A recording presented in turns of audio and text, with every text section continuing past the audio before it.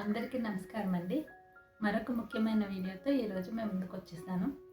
ఈరోజు మనం తెలుసుకోబోయే అంశం అమ్మ స్ట్రెస్ పిల్లలపై ఏ విధంగా పడుతుందో మనం ముందు వీడియోస్లో చూసాము.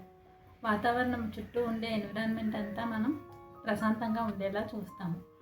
మనం ఇంట్లో హ్యాపీగా ఉండేలాగా ఎప్పుడు అమ్మని చూస్తాం. కానీ కొన్ని సందర్భాల్లో ముఖ్యంగా ప్రెగ్నెన్సీ తర్వాత చాలా హెల్త్ విషయాల్లో కొంచెం చేంజెస్ అనేవి వస్తాయి. కొన్ని ఫిజికల్గా ఇబ్బందులు ఉంటాయి. అది సహజంగా జరిగే ప్రాసెస్సే. కానీ మదర్లో భయం ఉంటుంది. ఇప్పుడు కాంప్లికేషన్స్ వస్తున్నాయి, అలాగే ప్రెగ్నెన్సీ అనేది లేట్ అవుతుంది కాబట్టి ఏ క్షణం ఏం జరిగిపోతుందో అని మదర్ చాలా భయపడుతూ ఉంటుంది. ఈ స్ట్రెస్ అనేది పిల్లలపై ఎఫెక్ట్ చూపెడుతుంది. ఈ హెల్త్ విషయంలో మదర్ ఎప్పుడు ఎక్కువగా భయపడటం వలన పిల్లల్లో కూడా హెల్త్ విషయంలో తెలియకుండానే ఎమోషనల్ కనెక్షన్ ఉండటం వలన వాళ్ళలో కూడా భయం ఏర్పడే అవకాశం ఉంటుంది. అది ఫ్యూచర్లో వాళ్ళ హెల్త్ విషయంలో కూడా ఇబ్బంది ఎదుర్కొనే అవకాశం ఉంటుంది. కాబట్టి ఈ విషయంలో ఏం చేయాలి అనేది ఇప్పుడు చూద్దాం.